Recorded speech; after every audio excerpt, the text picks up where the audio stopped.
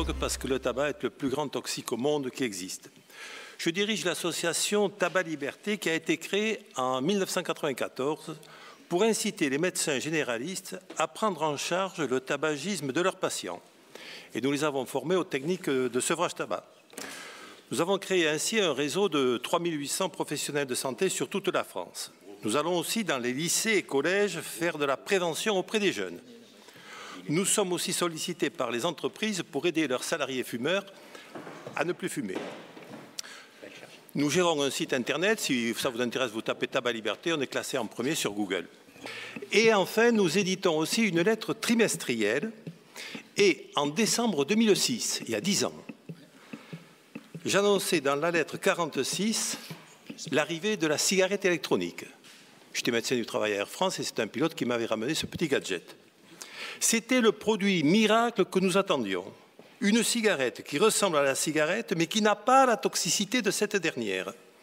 Elle apporte aux fumeurs les bienfaits de la nicotine sans les 3 assassins qui sont contenus dans le fumet, et non pas un, si vous permettez. Le monoxyde de carbone qui tue par les maladies cardiovasculaires qu'il engendre, les goudrons qui tuent par les cancers dont ils sont la cause et les irritants qui tuent par les bronchopneumopathies qu'ils entraînent. Il faut rappeler la place du tabagisme dans notre société. C'est Bertrand Dotzenberg qui, le premier, l'a appelé la maladie tabagique. C'est une maladie, c'est la première des maladies. 7 morts par heure, loin devant le sida et toutes les autres pathologies que vous pouvez considérer. Malheureusement, cette maladie tabagique avance à visage masqué. Vous n'entendrez jamais quelqu'un dire qu'il est mort de la maladie tabagisme. Non, il est mort du cancer. Ce n'est pas vrai. Il est mort de la maladie tabagique dont une des formes cliniques est le cancer du poumon. De même, pour un infarctus, le jeune ne meurt plus d'un infarctus. Il meurt de la maladie tabagique dont une des formes cliniques est l'infarctus. Mais revenons à la cigarette que nous annoncions en 2006 et rendons hommage à son inventeur, M. Onlik, il ne faut pas l'oublier. Elle a mis beaucoup de temps à s'imposer. Il a fallu 8 ans pour l'avoir adoptée par les fumeurs et faire la preuve de son efficacité dans le sevrage. Il faut ouvrir les yeux, elle est très efficace.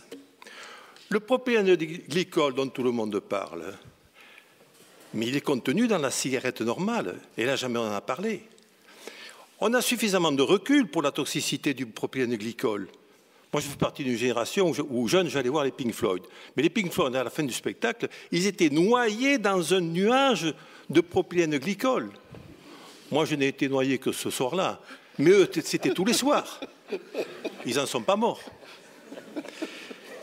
La cigarette électronique n'a pas tué, alors que la cigarette tue. Et elle tue 7 fumeurs par heure. Aujourd'hui, la cigarette électronique et les liquides ont fait la preuve de leur fiabilité. Les arômes apportent au vapoteur un plaisir personnel qu'il faut respecter.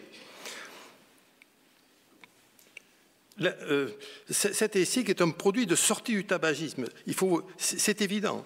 Personnellement, je pense cependant qu'il faut interdire de vapoter dans les lieux publics, mais respecter les lieux privés, tels que les bureaux, le domicile, etc. Pourquoi? Parce qu'on a réussi à bannir le tabac et à donner de l'image de la fumée une image désagréable. Il ne faut pas pour autant assimiler la cigarette électronique dont la vapeur n'est pas toxique à la cigarette traditionnelle dont la vapeur est mortelle, dont la fumée est mortelle. Ne confondons pas cigarette, outil dangereux, mortel, et cigarette électronique, outil de réduction des risques et des dommages. La vape permet aux fumeurs de sauver sa vie. Écoutons les millions de vapoteurs qui sortent réellement victorieux de leur lutte anti-tabac. Et écoutons nos patients vapoteurs qui vapotent pour leur plaisir et loin de toute toxicité. Et au lieu de les traquer, observons-les pour mieux les comprendre et profitons de leur expérience. Soyons admiratifs devant ces fumeurs devenus vapoteurs et qui, grâce à la cigarette électronique, sont sortis des griffes mortelles du tabagisme. Comprenons-les et nous pourrons ainsi mieux atteindre l'objectif de santé publique qui est le nôtre. Pour terminer, je voudrais remercier les vapoteurs présents et absents. Ils nous ont tracé une nouvelle voie dans la lutte contre la maladie tabagisme.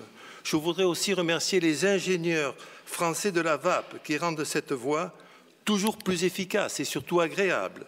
Je suis un tabacologue de terrain Et depuis l'arrivée de la cigarette électronique, je peux vous dire qu'à Tabac Liberté, on a fait un grand pas dans le sevrage et allons plus loin, dans le domaine de la santé publique.